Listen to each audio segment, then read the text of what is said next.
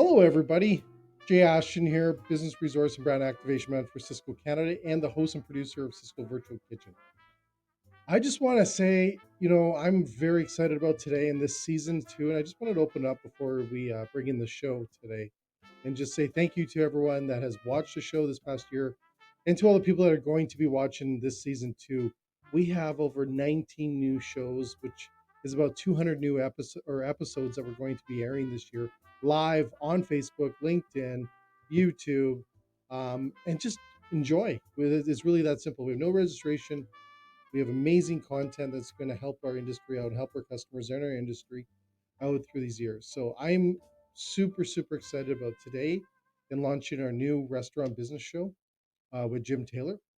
And I hope you enjoy it. I hope you enjoy. So stay tuned, subscribe, follow us. We have tons of more content coming your way over every week.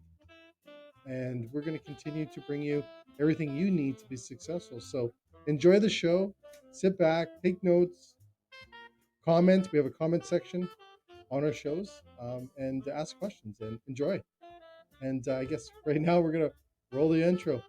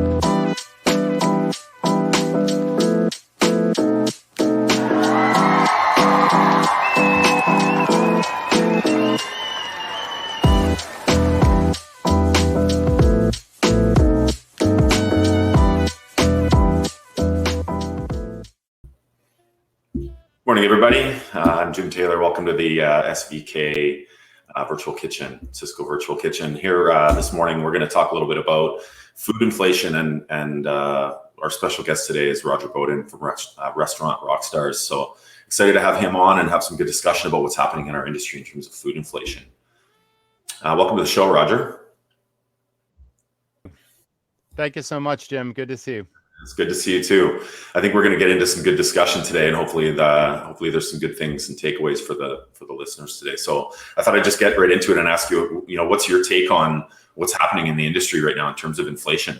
Well, it's a perfect storm in so many ways. I mean, we're all struggling with the labor challenge, of course, which means rising labor costs, but at the same time, with supply chain shortages and whatnot, food prices are also rising. And, it's really hard for the independent operators to survive unless, they've got significant profit margins going on. It's just a huge challenge right now. And, there's been some relief with government programs. Not so sure what those have been in Canada, but, that's what's going on. Yeah, it's kind of a perfect storm, and it's a bit of a crazy time for our industry. I think there's going to be a lot of shift happening, Canada and the US, as far as what I hear and what I can see. So one of the things that you and I talked about a little bit earlier the other day before we were ready to go here was just what's going on with pricing on menus. So I thought we should spend a few minutes talking about pricing. And, I think I saw a stat the other day about, a group of people polled. It was going to be 15% of restaurant operators were planning to raise their prices by more than 5%, which to me seems like a big number. So I don't know, what's your take on that? I think that's a dangerous decision to make right now. Most likely consumers, I mean, you see the headlines and you're reading all the trade publications, and they're all screaming that the consumer is not receiving the service levels they've come to expect based on the labor shortage. So restaurants have a high demand right now. I mean, consumers are returning to restaurants in droves, but the restaurant operator can't keep up with that demand. They're not able to service the customer, provide true hospitality, and yet you're thinking about raising prices on top of that, and there's been a negative customer reaction to it. Mm-hmm. What's your recommendation around percentage around pricing? Do you ever have a specific way that you address that? It's all about strategic price increases, but I think I'd rather shift to something that's much more impactful to the bottom line of a restaurant. I work with a lot of restaurants as a consultant, and what I see most common is menus aren't designed to maximize profit, and profits are all over the map on a menu. And right now, what operators should be thinking about doing would be simplifying the menu, paring back items, figuring out what the least profitable items are, what the most profitable items are, getting rid of those low profit items, and just training their staff to sell the most profitable. That's what, these are short term solutions.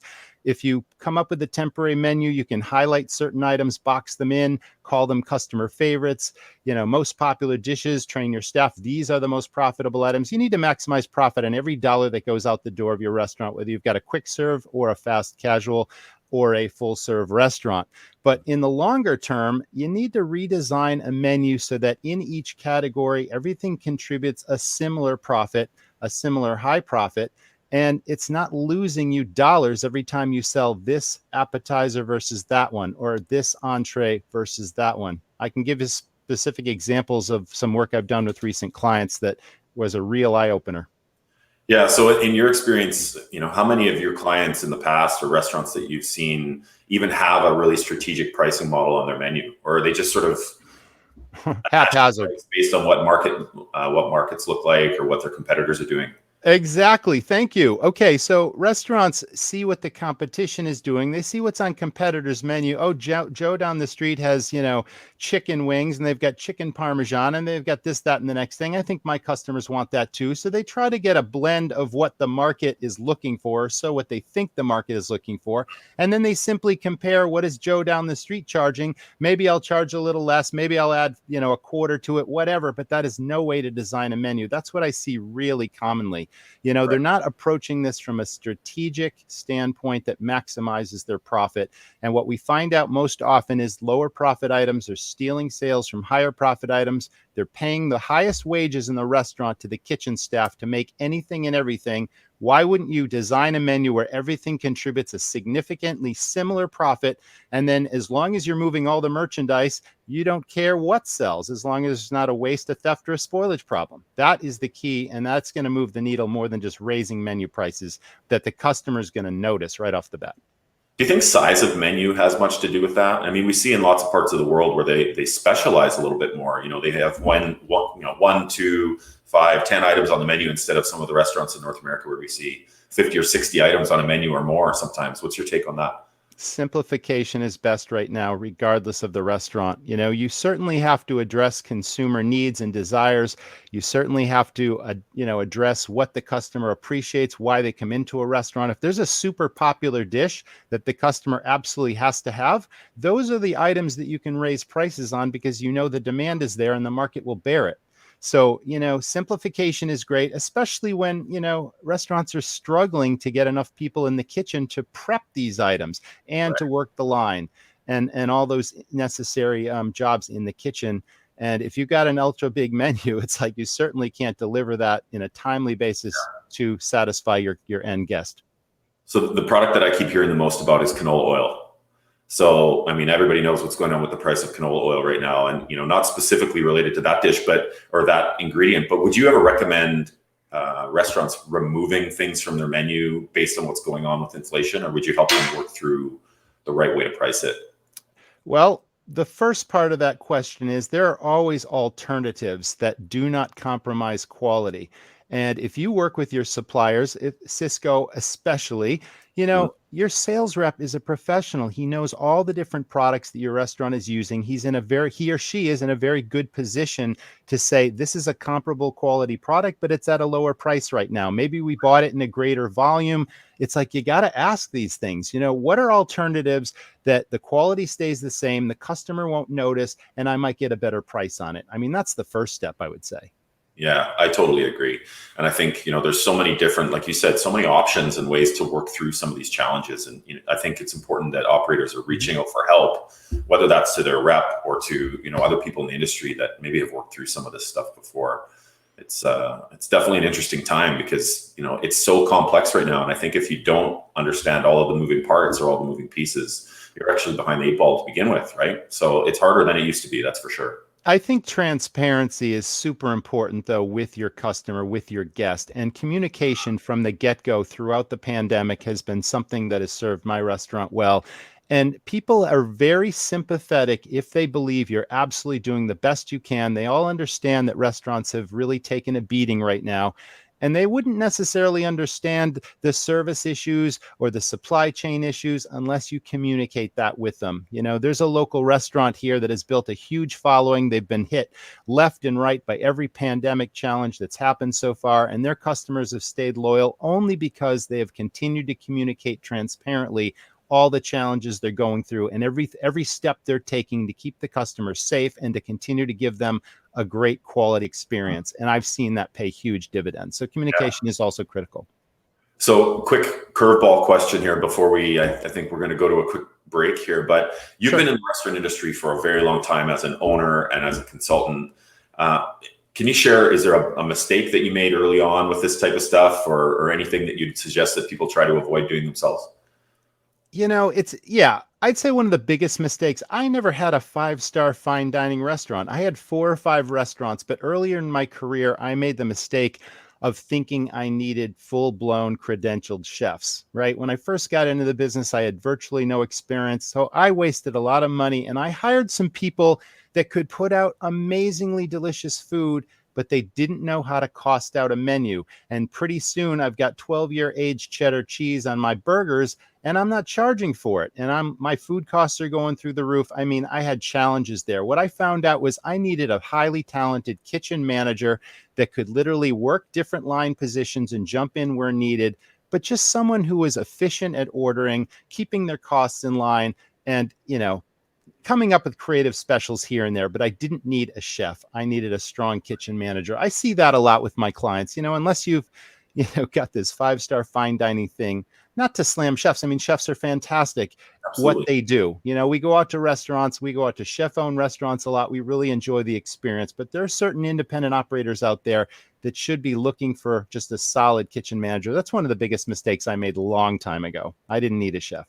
So it sounds like what you're saying is for a small independent operator or a small restaurant group, that maybe actually having someone run, and again, like you said, no knock on chefs. I mean, we all need the creative side. We do for sure. Someone who really understands how to manage the operation in a really efficient and effective way.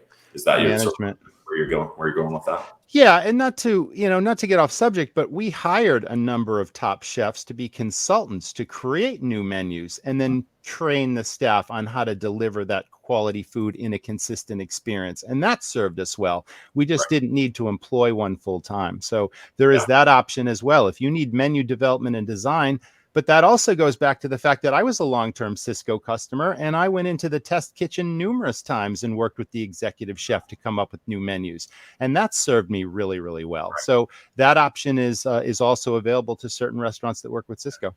Yeah, I find like I keep saying, it's a very interesting time in our industry. And it's, we're an industry that's run by creators, right? I mean, by creative people who want to share their product or their food, if they're a chef, or they want to share the space and the service if they're more of a front of house driven person. But I'm finding more and more that if you don't understand the information and the data and the what's actually going on in the business, it becomes even harder, right? Absolutely. Especially with how quickly prices are changing and all those things right now, and wages and labor shortages. It's a very challenging time. So, well, I call this the business of 1,000 details. And if you're an owner or manager, it's really hard to keep all the balls in the air, without dropping them. And obviously your number one concern is putting out good quality food and serving your customer with a high level of service.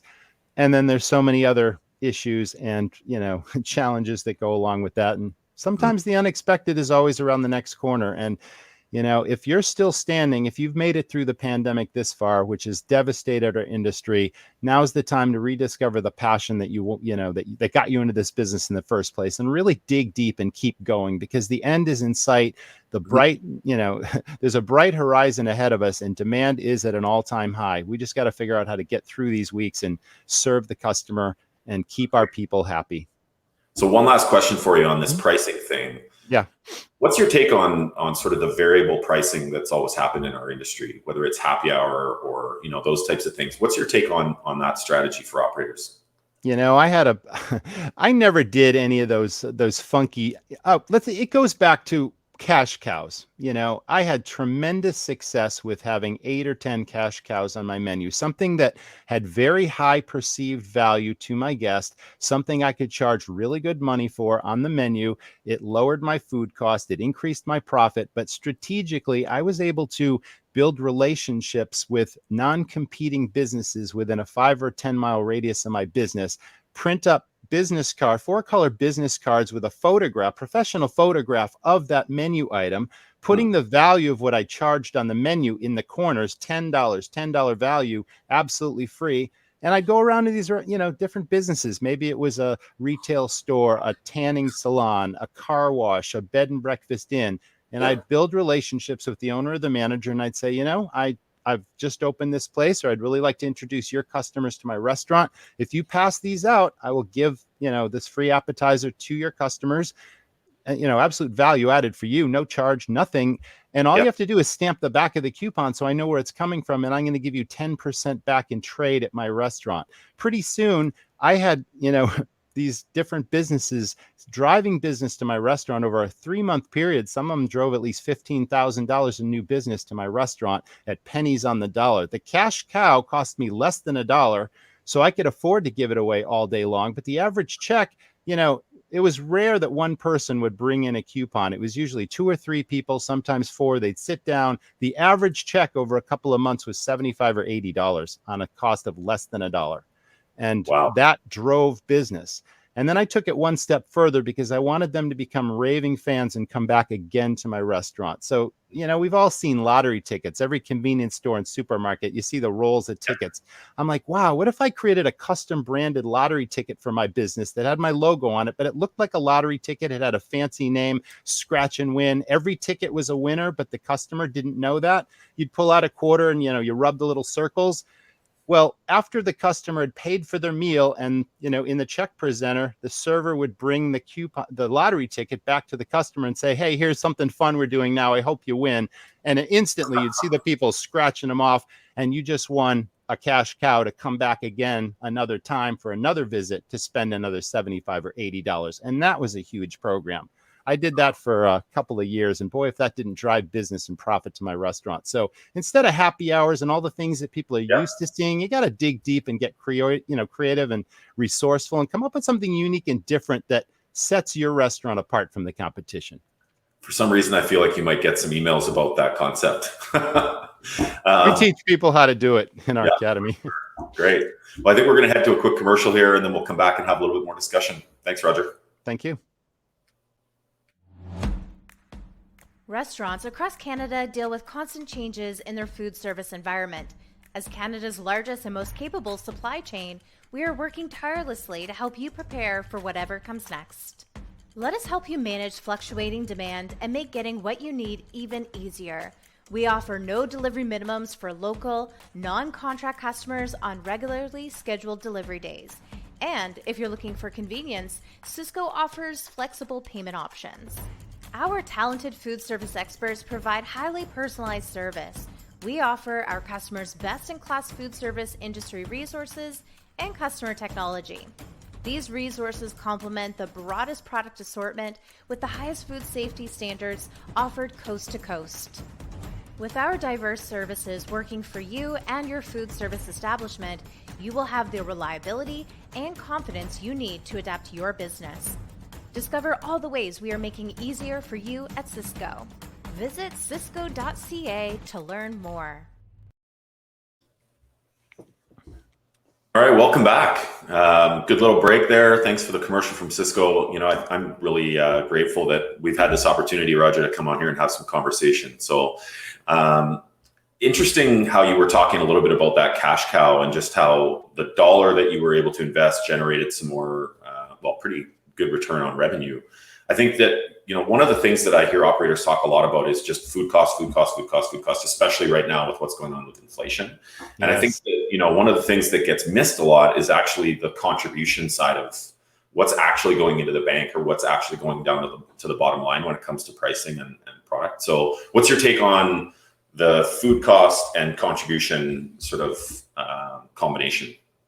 Yeah, I mean, thank you so much for bringing that up because so many operators are obsessed with a food cost. And yes, you want a low food cost, but that comes from efficient ordering and solid portion controls amongst your staff, having lots of cash cows, having a very profitable menu, and having no waste, theft, or spoilage, or very minimal. That's what lowers your food cost. But instead of really focusing on that, you should be focusing on profit instead.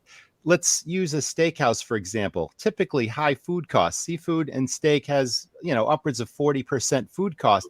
But if you're making, a $18, $20 profit every time you sell one of those, you'd rather sell that than a pizza or a pasta dish with a 22% food cost that only contributes maybe a $10 or $12 profit, depending on the price point of the restaurant. And that gets confused by so many different operators.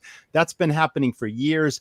I work with so many clients that always have that obsession with food cost. And when we do that menu redesign I talked about, they suddenly get it and the light bulb goes off and they're like, wow, okay, I get that I don't mind having a 40% food cost when I sell this steak, but I really need to focus on the efficiencies and maximizing profit across my menu. And that's really where the rubber hits the road.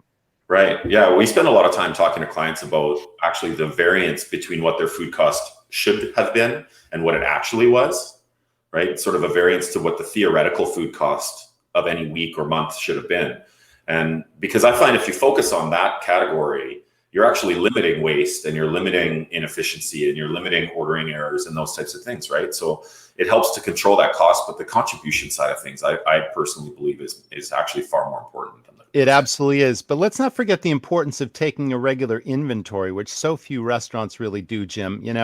In my experience, going back 20 something years, I took inventory religiously every single week until I went to 30 days. And I'll explain that in a moment. But you'd be surprised at how many operators I work with that think inventory is walking around each week just to place their order for that week.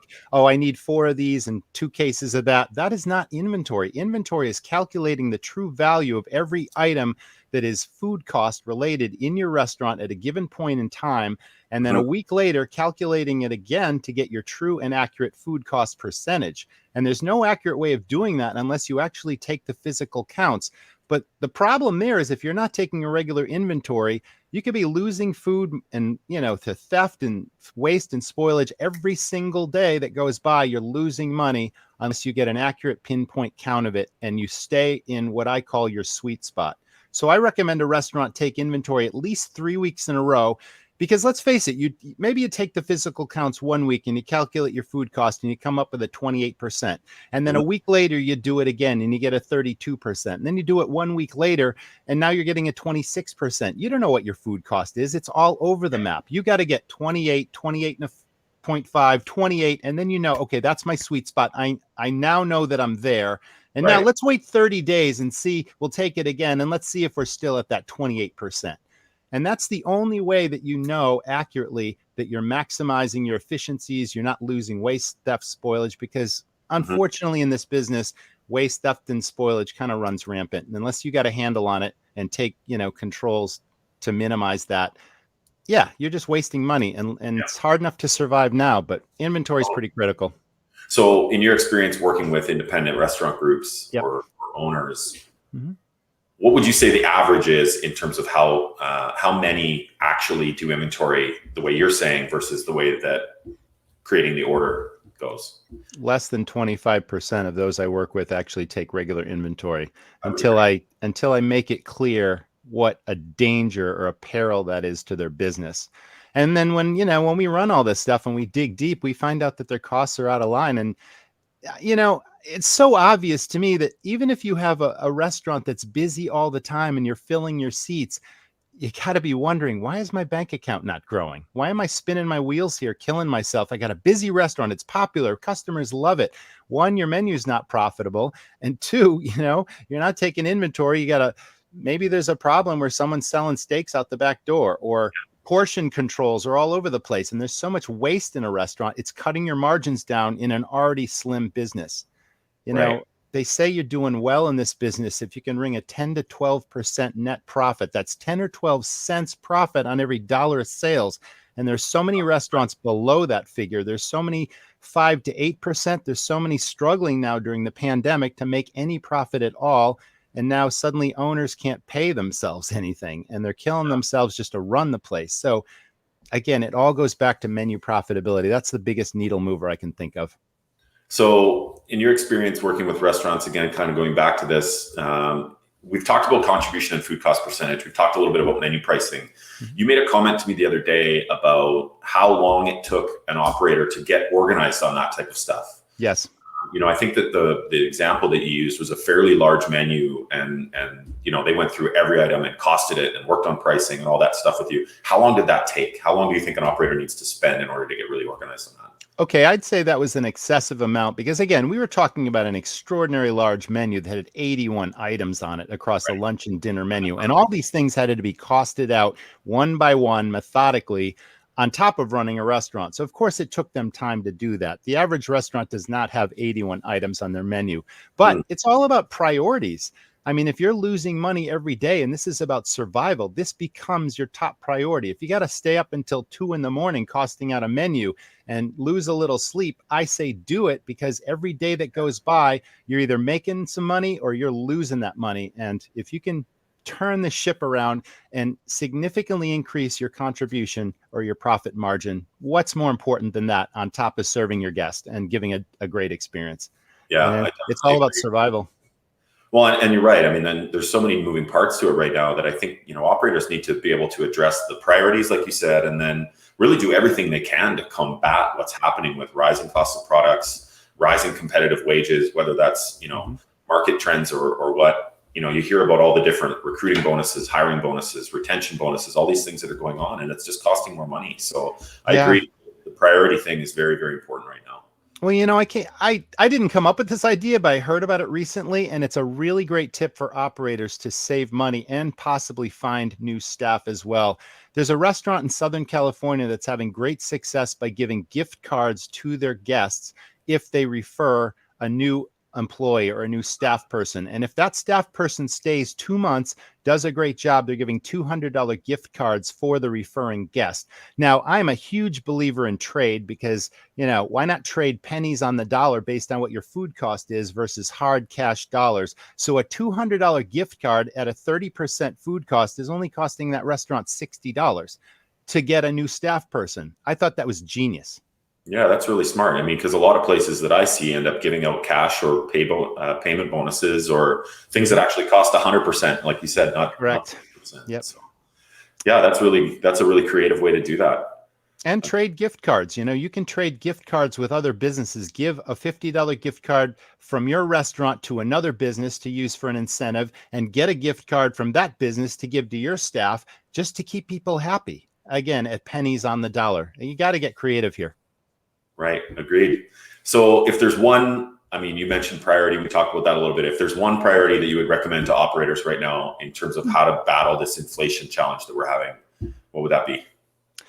We used to have regular brainstorming sessions with our team on how to come up with new ideas, new profit centers, new marketing ideas, ways to cut costs, efficiencies. You've got so many staff in your restaurant that have 2 sets of eyes that notice things. And unless they're encouraged to contribute, and people have a voice, they want to be recognized and rewarded. And if we used to have rewards programs just for people to come up with great ideas, and we routinely had just a meeting in the conference room with the flip charts and no idea was too crazy, and we executed a lot of employee ideas. You got to use every, ounce of resource at your disposal, and it keeps your team involved. That's my best advice to operators. Lead by example, nurture, develop, recognize, and reward your team, and encourage them for coming up with great ideas. And that builds team spirit and keeps, lowers turnover as well. Right. We have a quick question here that we should answer before we go. The question is, will inflation go down in 2022? So I've got my take on that and seen some stats, but do you have any thoughts on that? Everything's based on market conditions, and there's so many volatile, elements that go into that. Mm-hmm. So unless you're an economist and you really have your finger on the pulse, I couldn't say for sure what's going to happen. Yeah. The interesting thing that I saw was actually from Restaurants Canada. So I'm not sure if you would have seen this or not, but a stat talking about how so much of the canola oil, or sort of the canola crops, have already been purchased for up to 2 years in advance. So, I think my take and what I've been reading is that some of the product is going to come back down. We'll still see fluctuation in beef and those types of things, but that canola oil challenge is going to stick around for a long time, I think. Some will, of course, but then there's always weather conditions and drought conditions and too much rain that wipes out produce. And it's like, no one's got the crystal ball in the future to know. The key is being versatile as an operator and being able to switch to a less expensive product or to change your menu to react to things that you can't control. We did that a lot over a 23-year career. Yeah. And I think my suggestion in terms of the question about will inflation go down is probably plan for it not to, right? Plan to be resourceful and get creative, and yes, reach out for support, whether it be from Cisco or other people, and the industry will get through this. But yeah, it's going to be an interesting one. So anyway, we'd like to make sure that everybody has a chance to tune in again. So thank you so much for joining us, Roger. Thanks for everybody who watched and on all the networks. Can't wait to do this again. If you ever have any suggestions on the topic or anything, please let us know what you'd like us to have some conversation about, and look forward to seeing you again. Thanks so much, Jim. Thank you. You wanna say something, don't try. Then you better get to work now. You wanna do something, don't try. Don't try. One time. I'm gonna do something to you you were never ever heard of. I'm gonna put something on you.